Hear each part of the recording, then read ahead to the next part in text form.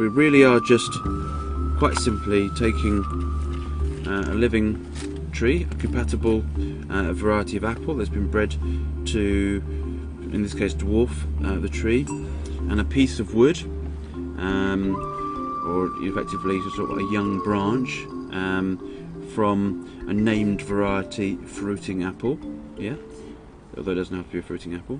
And in this case we've selected, and you should always try and select, this year's growth.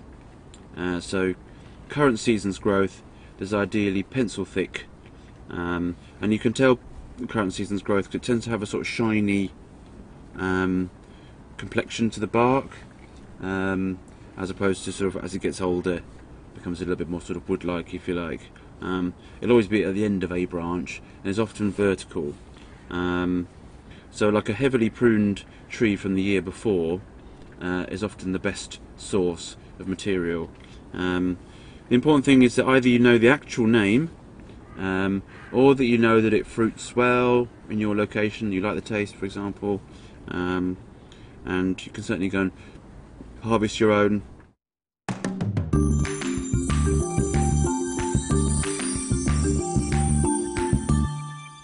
So the process of grafting is made very simple by using a tool like this. It's a special grafting tool, and it makes a kind of jigsaw shaped cut, which we'll see in a moment. And these tools are fairly widely available. I think they're about £15 now on eBay, and they take out all of the sort of risk and the skill effectively with the knife. The reason why I advocate the use of these is that, okay, so it's an investment in a specialist tool you may not use very frequently, but you can always lend it to your friends or neighbours after that, showing them how to do it. But the cost of these compared to the amount of time you're going to spend with your grafted tree, which will probably amount to 10 years or more, you know, the cost of one of these tools is fairly negligible. But again, one of the primary advantages of doing grafting for yourself is that you can buy a rootstock like this for £2, yeah, and as long as you can source some decent grafting material, named wood ideally, locally, then you can pretty much make as many trees as you like for a very small amount of money. And when you're growing cordons, for example, or if you want to plant cordons, we have lots of different varieties in a small space, then grafting your own is a perfect option. Okay, so what I'm going to do now basically is get my ruler and measure about 8 inches above the top level of roots, and that's where we're going to make the cut in the rootstock. So we take the tool with it in the right hand always, you make a cut somewhere in between these two buds ideally. And then what I tend to do is get the blade out halfway so you can see where it is, and then just make sure it's as central as you can across the stem. And then you might need to actually use 2 hands, but no, this is nice soft wood, and you end up with a cut that's like that, basically like a saddle or like a jigsaw, etc. So this is now away, so you can dispose of that. We then take our piece of rajka, and very importantly, our label.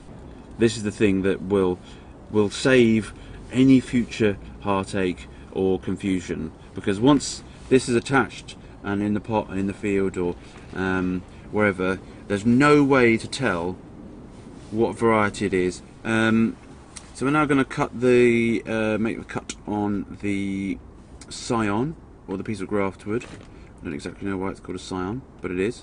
So this is the portion from the fruiting name variety mother plant. So we make the same cut again, holding with the left hand, and trying to find a sort of fairly straight piece of bark. Get the blade out, and offer it up like so. Just squeeze it through, and then we end up with a cut. It's basically the opposite of this guy, and as you can see, there's a bit of difference in the width, which is not a problem. It just basically means that we need to line it up on one side. So we've got good contact on one side, basically, so it's flush on one side. So you want basically as good a contact as possible, and you might have to redo it if you feel it's not good enough. You'd just do it again, would you? Yeah, I mean, I think in this situation that's fine. Yeah. You wouldn't need to worry too much. The tool makes it quite predictable, actually, the results you're going to get. But the principle that you're working with is that this pale green layer just inside the bark, just there, it runs right the way around.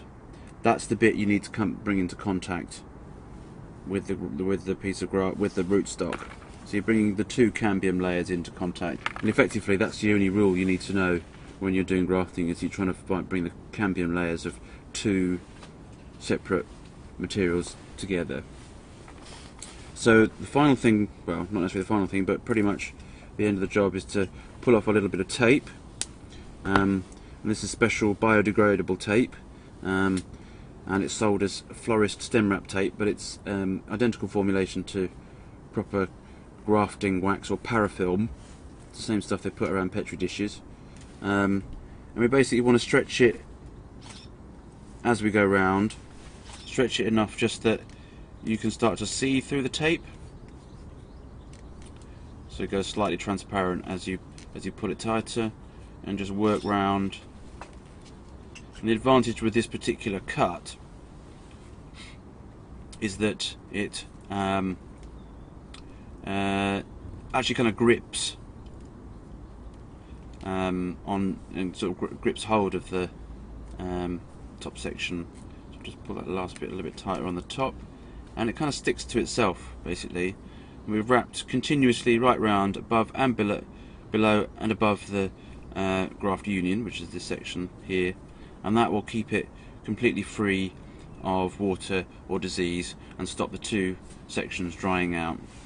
So what we now want to do is take our secateurs, our clean sharp secateurs, and cut off about 3 buds above the graft union. In this case it's actually 4 because there's one there just underneath, but sort of 1, 2, 3, make a little angled cut just above that bud there. Attach our label. We tie it well but loosely, so you can see it's tied on both sides. So twist it on that side, so that's not going to come off. The final thing then to do basically is to wax it. So put a little bit of grafting wax over the top, not on the tape because this is quite thin tape and it melts it, and that helps to keep helps to keep disease out of the top. And that's particularly important if you're doing plums, which you could do in the same manner. But it also stops this section of wood, the scion, from drying out. And that's ultimately the sort of the race. You know, it's a trade-off between the scion leafing out and drying out, basically, as it starts to transpire, and the union being made between the rootstock and the scion, and that allowing water to transmit up the plant. So we're now going to apply some wax to the cut face and to a proportion of the scion that's above the tape. That helps stop it drying out, and it also helps to stop diseases getting in there, which isn't too much of a problem with apples, but still an advantage to do it. A bit of a belt and braces type approach. This is actually grafting wax, which is pretty cheap, but you normally have to buy it in bulk.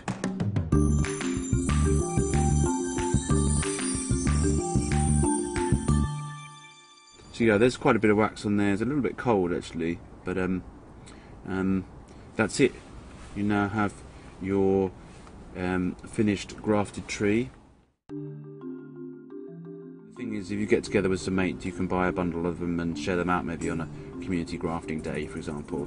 But if you're able to buy sort of 50 or 100 rootstocks, then the price goes right down, maybe to about £1 or something like that. Otherwise, other online retailers sell them normally about £2 each plus the carriage. The only issue with them is they may not be as thick as this. You know, this is a good diameter. This is a nice healthy 2-year rootstock. 2 years. So obviously, by grafting onto a 2-year rootstock, it's a year older, a year more mature than a 1-year rootstock. So it's a year closer to fruiting.